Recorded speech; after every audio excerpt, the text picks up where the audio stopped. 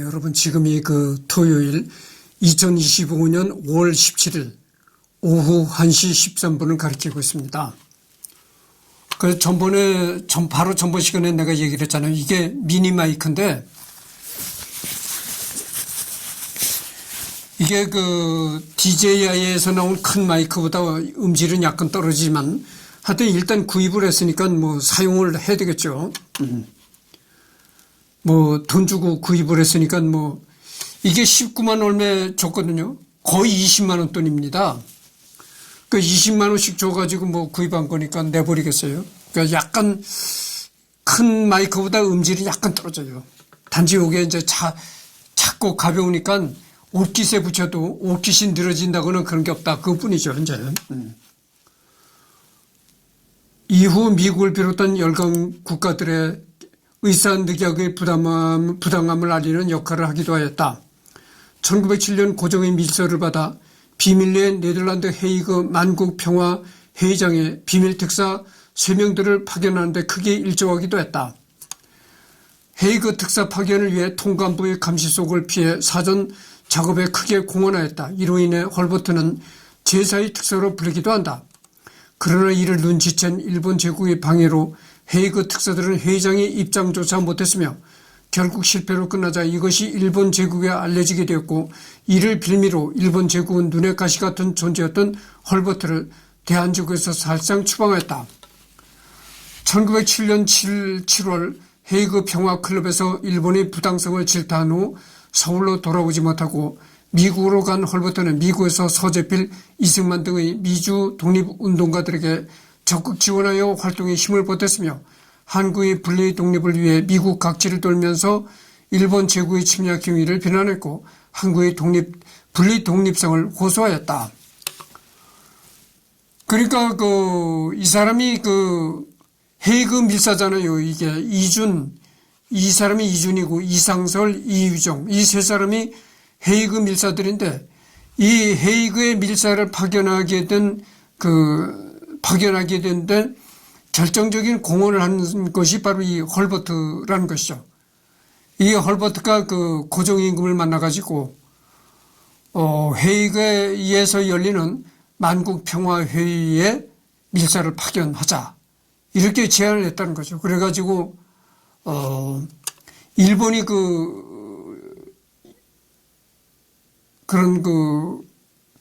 헐버트가 그런 제안을 했다는 것을 알고 일본 정부가 헐버트를 조선에서 강제로 추방하기 이르렀다. 그래서 헐버트는 미국에 추방당해 가가지고 미국에서 활동하고 있던 독립운동가들 서재필, 이승만 등을 만나고 그리고 또 미국에서 헐버트도 한국의 독립운동을 적극 펼쳤다 이런 얘기입니다. 1908년 미국 매사추세츠주 스프링필드에 정착하여 스프링필드 페이스 회중교회에서 목사로 안수받았다. 그는 미국 전역과 전 세계 각종 회의와 강조에서 일본 제국의 침략에 규탄하였고 한국의 분리 독립에 관한 글을 썼으며 1918년에는 파리 강화 회의를 위한 독립청원서를 여운홍과 함께 작성하였다. 그는 1919년 3.1 운동 후에는 이를 지지하는 글을 서재필이 주관한 잡지에 발표하였고 미국 상원 외교위원회에 일본의 잔악상을 고발했다. 1942년에는 워싱턴 DC에서 열린 한국자유대회에 참석하였다. 1943년 그는 한국문제연구회에서 간행하는 한국의 소리라는 책자에서 루스벨트 대통령이 을사조약 직후 고종 황제청을 받아들이지 않아 동맹의 역사가 바뀌었고 미국의 친일 정책을 썼기 때문에 태평양 전쟁이 일어났다고 주장했다. 이 말을 헐버트가 한 말이라고 하는데 전적으로 옳죠. 이 말이 전적으로 옳은 것입니다. 그러니까 애초부터 미국이 이렇게 일본과 친하지 않았었더라면은 조선이 일본의 식민지가 되지도 않았을 뿐더러 나중에 일본이 미국을 침략하는 그런 불상사도 없었을 것이라고 봅니다. 헐버트의 말이 전적으로 옳은 말이죠.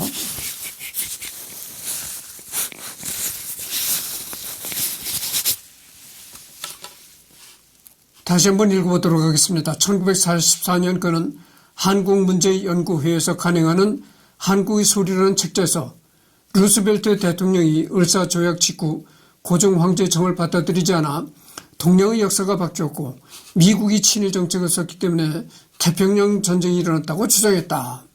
전적으로 맞는 얘기입니다. 이것은 말이죠. 1942년 워싱턴에서 열린 한인 자유대회에서 인적으로부터 호모 홀버트 박사, 아메리칸 대학교 총장 풀 더글러스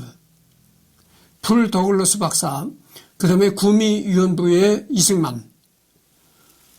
그러니까 이제 왼쪽부터 호모 홀버트, 이게 홀버트죠. 맨 왼쪽의 사람이 호모 홀버트 박사. 그 다음에 이 가운데가 아메리칸 대학교 총장 풀 더글라스. 그 다음에 맨 오른쪽이 이제 이승만이라는 거죠. 앞으로는 뭐 내가 인간탐구, 지구촌 인간탐구를 진행하면서 이렇게 이미지가 나오잖아요. 사진이란 용어를 절대 쓰지 않겠습니다. 자꾸 내가 여기서 사진을 이렇게 사진이란 용어를 떠들면은 뭐 이승열이가 사진 작가다. 쓸데없는 또 헛소문이 생겨요. 그래서 앞으로는 사진이란 용어를 절대 쓰지 않고 이미지라고 한다든가 그림이란 용어를 쓰겠습니다. 이 그림을 보십시오. 기계가 그린 그림을 보시라 이 말입니다. 맨 왼쪽은 호모 홀버트 박사, 가운데가 이제 아메리칸 대학교 총장 풀 더글라스, 맨 오른쪽이 이승만이다 그죠. 말년. 양화진에 있는 그 호머트 홀버트의 묘라는 것입니다. 여러분 마포구 합정동에 가면은 양화진이라는 그 외국인 묘지가 있습니다. 거기에 홀버트 박사가 이렇게 묘비가 있는 거죠. 호머트 홀버트라고 써져 있잖아요. 말년. 제2차 세계대전이 끝난 후 한반도는 독립하였고 1948년 대한민국이 수립된 이듬해인 1949년 7월 29일 40년 만에 방한하였다. 그해 광복절 행사에 참석하고자 했으나 방한한 후 일주일 만인 8월 5일에 홀버트는 청량리 위생병원에 입원 중에 사망하고 말았다. 86세의 노구를 이끌고 30여일이 넘는 여행을 통해 쌓인 여독을 이기지 못했던 것으로 보인다. 8월 11일에 최초의 외국인 사회장으로 연결식이 거행되었고 이승만 대통령도 참석하여 장문의 추도사를 낭독하였다. 그래서 이 홀버트의 장례식에 이승만 대통령도 참석을 했다는 거죠. 추도사.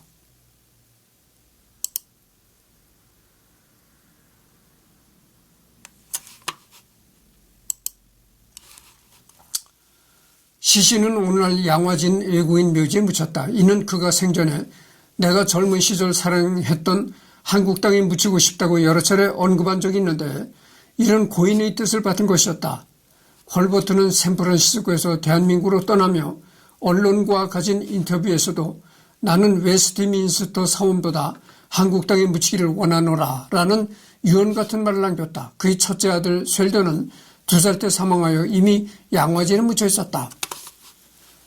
다만 아쉬웠던 것은 그에게는 2가지 소원이 있었는데 이것을 이루지 못하고 죽었다는 점이다. 첫 번째는 통일된 한국을 보는 것이고 두 번째는 고종의 내탕금을 찾는 것이었다. 공병설 기자가 보도한 연합뉴스 2010년 10월 3일 기사를 보면 115년 전 한글 로마자 표기법 발표한 외국인 홀버트 기념사업회 김동진 회장은 생을 마감하기 전 홀버트 박사의 2가지 소원이 한국의 통일과 일본이 빼앗아간 고종 황제의 내탕금을 찾는 것이었다고 전했다. 홀버트 박사는 1903년 독일계 은행인 덕화은행에 예치해둔 51만 마르크 상당의 금괴와 일본 엔화를 찾아달라는 고종 황제의 부탁을 받고 이를 위해 40년 동안 노력했지만 결국 뜻을 이루지 못했다는 것. 김 회장은 덕화은행장이 고종에게 써준 예치금 영수증, 통감부 외무총장이 독일 측에서 돈을 받고 써준 영수증 등 증거 자료로 있다며 오늘날 화폐 가치로 정확히 산출할 수는 없지만 연리 10%로 100년을 계산하면 약 2조 원에 달한다고 추정했다. 고종의 내탕금이다 그죠. 그러니까 내탕금이라고 하면은 고종의 개인적인 돈이라고 봐야 되겠죠. 고종의 개인적인 돈을 찾아달라 이렇게 헐버트 박사가 주장했다는 거죠. 그 고종의 내탕금이라는 것이 독일계 은행인 그 당시에 덕화은행이라는 곳에 51만 마르크 상당의 금괴와 엔화를 찾아달라고 그랬다는 것이죠. 마르크라는 것은 그 독일 화폐 단위거든요. 그리고 엔화라는 것은 일본의 화폐 단위입니다. 그러니까 51만 마르크 상당의 금괴와 엔화를 찾아달라고 그렇게 헐버트 기념사업회 김동진 회장에게 그렇게 말했다는 거죠.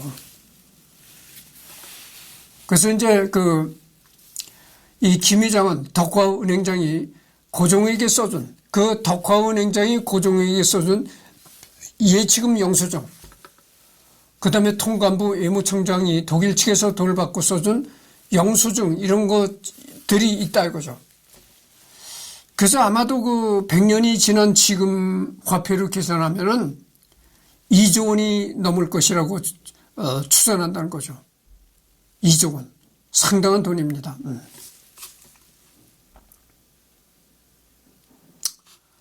고종은 자신의 사유재산인 내탕금 중 상당 금액을 1903년 상해에 있는 독일계 덕화은행에 예치해 두었는데 이 사실을 헐버트에게 비밀리에 알리며 이를 찾아 대한제국의 독립운동 자금으로 사용할 것을 부탁하였다.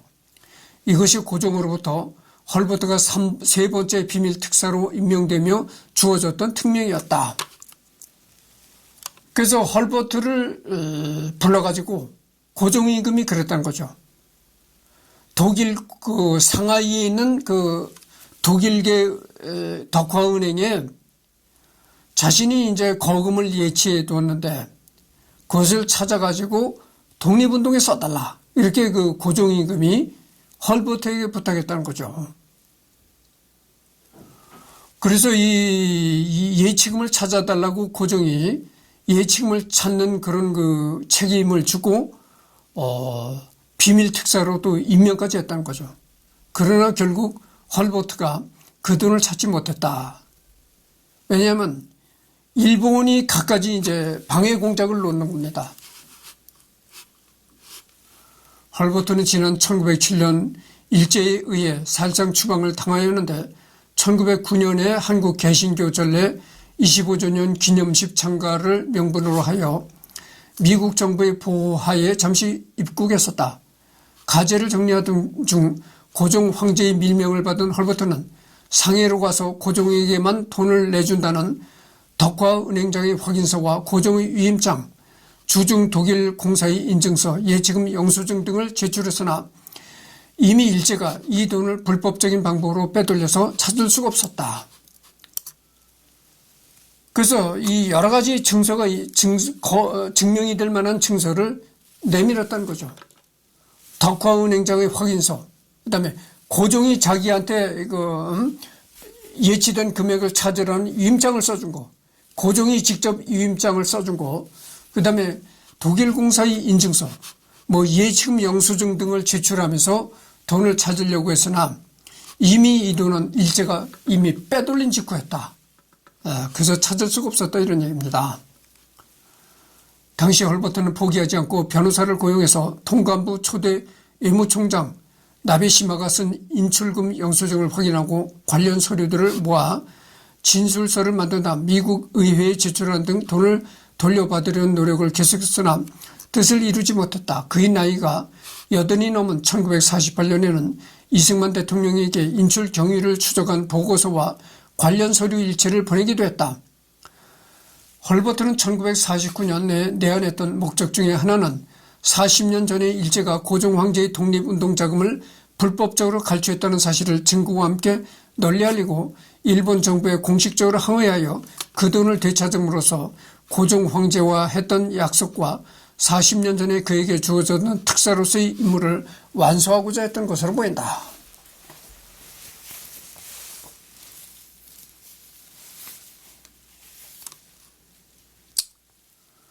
사후 묘비 제막.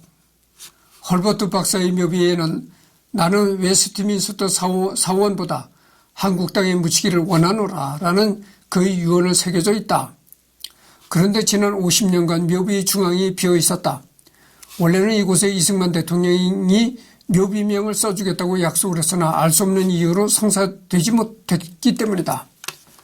대신 그는 작은 추모 비석을 헌정하였다. 이 이미지는 말이죠.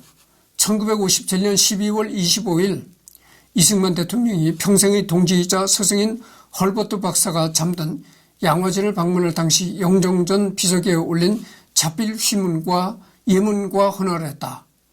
이승만 대통령이 1957년 12월 25일 그 양화진의 헐버트 묘지를 찾아가 가지고 이렇게 비석에 직접 글씨를 썼다는 것입니다. 헐버트 박사 영전 이렇게 썼다는 거죠. 그 후 50년 동안 그 자리가 비어 있었는데 서거 50주년을 맞아 1999년 당시 대통령이었던 김대중의 휴요를 받아 묘비명을 새겨놨다. 중앙에 새겨진 헐버트 박사의 묘라는 한글 휴요가 김대중 전 대통령의 필적이다. 이는 지난 10년간 헐버트 기념사업회 회장 신봉용 건국대 교수와 집행위원장 정용호가 청와대에 지속적으로 청원하여 성사되었다. 상원 추서 1950년 3월 1일에 대한민국 정부에서 외국인 최초로 건국 공로 훈장 태극장을 추서했다. 2009년 마포구에는 헐버트의 손자 내외인 브루스 헐버트 씨와 마가레트 헐버트 씨에게 마포구 명예 구민증을 수여했다. 마포구에서 헐버트 손자가 이제 살았다는 거죠. 2009년에. 그래서 헐버트 손자 내외에게 헐버트 손자 부부에게 마포구 명예 구민증을 수여했다 이거죠. 이거는 이런 이미지는 2013년 문경세제 건립된 헐버트 아량비에 이렇게 적혀 있다는 거죠. 2013년 7월 국가보훈처에 의해 이달의 독립운동가로 선정되었다. 외국인으로는 최초이다. 아울러 마포구에서는 헐버트 박사의 증손자 킴볼 헐버트에게 마포구 명예 구민증을 수여하였다. 현재는 미국 거주를 하고 있는 모양인데 2014년 10월 9일에 한글 보존과 보급에 헌신한 공로로 대한민국 정부에서 금관문화훈장을 추서했다. 2015년은 서울 아리랑 페스티벌 조직위원회로부터 제1회 서울 아리랑상에 추서되었다.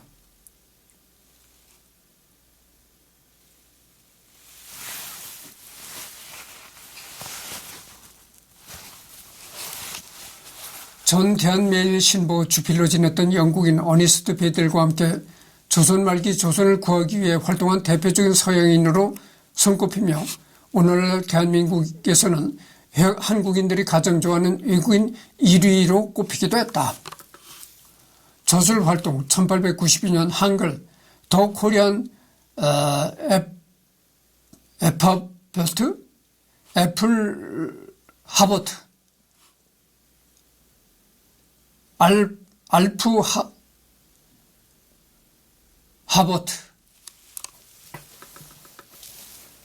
알프 하버트 이라는 논문을 시작으로 한글과 한국 문화에 대한 논문을 발표하였으며 논문 한글에서 세종대왕의 한글 창제는 인류사에서 빛나는 업적이라고 칭송했다. 1903년 미국 스미스소니언 협회 연례 보고서에 한글에 대한 우수성에 대한 논문을 발표하며 의사소통의 매개체로서 한글이 영어 알파벳보다 우수하다고 결론을 밝혔다. 이후 한국의 금속활자, 거북선 등에 대한 한국 문화 관련 논문을 발표하였고 영문으로 된 한국의 역사와 대한제국 멸망사, 더 패싱 오브 코리아 등을 저술, 편찬하여 미국 대중들이 한국을 이해하고 도울 수 있도록 노력하였다. 대한제국 멸망사는 그리피스의 허밋, 킹덤, 은자의 나라, 조선과 이사벨라 버드 비숍, 코리아 앤드 허 네이버스, 이 이사벨라 루시 버드, 벨라 버드 비숍, 이 여사도 언젠가는 내가 할 것입니다. 비숍 여사죠. 영국 여자인데 이 사람이 이제 한국을 여행했습니다. 그래서 한국을 여행하면서 참 서양 사람으로서 조선을 처음 여행하다 보니까 한국의 기이한 참 서양 사람으로서는 놀라울 정도로 이상한 그런 한국의 풍습 이런 거를 많이 적었습니다. 조선 말기 3대 외국인 기록으로 꼽힌다. 그는 한국어와 한글에 대해서 깊은 관심을 가졌는데 인도의 드라비다어와 한국을 비교한 논문을 내기도 하였다.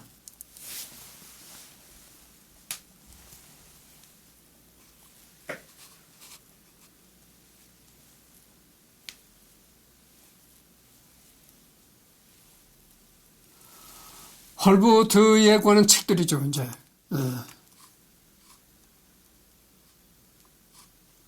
어쨌든 이렇게 헐버트에 관한 책들도 많고, 그래서 헐버트는 조선 말과 대한제국, 그리고 일제강점기를 거쳐서 대한민국 초기 이르기까지 많은 친한 인사로서, 친한 친코리아적인 사상을 가진 사람으로서 우리나라 역사에 외국인이지만 어쨌든 간에 우리나라 역사에 길이 남는 그런 인물이기도 했다. 이런 얘기입니다. 그래서 이 헐버트는 이것으로 이제 끝을 맺겠습니다. 헐버트 말고도 내가 전번 시간에도 얘기를 했지만 헐버트 말고도 우리나라 역사에 참 지대한 공헌을 한 사람들이 많아요. 언더우드라든지 비숍 여사, 방금 전에도 내가 얘기를 했잖아요. 상당히 많습니다. 그래서 앞으로 이런 사람들을 할 것이고,